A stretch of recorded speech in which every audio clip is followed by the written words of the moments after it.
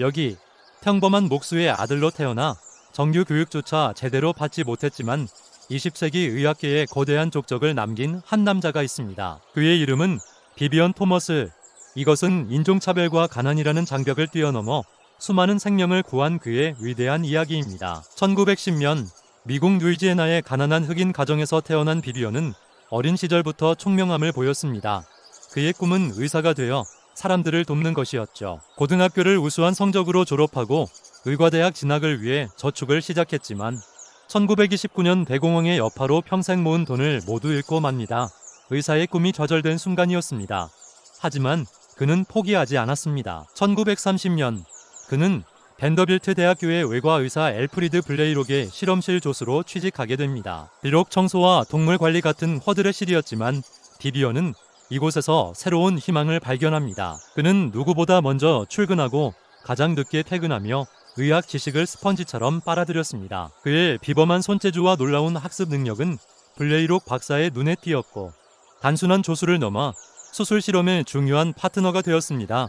당시 의학계는 청색증이라 불리는 선천성 심장병 앞에서 속수무책이었습니다. 심장 기형으로 산소 공급이 원활하지 않아 아기들의 피부가 파랗게 변하다가 결국 사망에 이르는 끔찍한 병이었죠.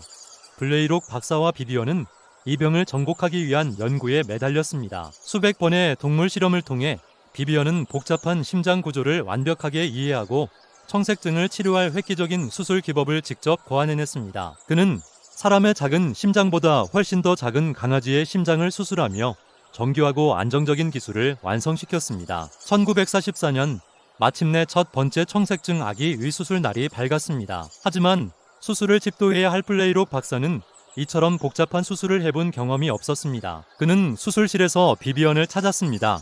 인종차별이 만연했던 시대, 흑인인 비비언은 의사 면허가 없다는 이유로 수술을 집도할 수 없었습니다. 하지만 블레이록 박사는 그의 어깨 너머로 비비언의 지시를 받으며 한 단계 수술을 진행했습니다. 수술은 기적적으로 성공했습니다. 파랗던 아기의 피부는 점차 분홍빛으로 돌아왔고 수술실은 환호성으로 가득 찼습니다. 이 수술법은 블레이록 토머스 타우시그 션트라고 불리며 이후 수만 명의 청색증 아기들의 생명을 구하게 됩니다. 하지만 영광은 블레이록 박사에게만 돌아갔습니다. 비비언 토머스의 이름은 어디에도 없었습니다. 그는 여전히 실험실 기술자로 분류되어 박봉에 시달렸고 병원에서는 그를 청소부로 취급하는 이들도 있었습니다.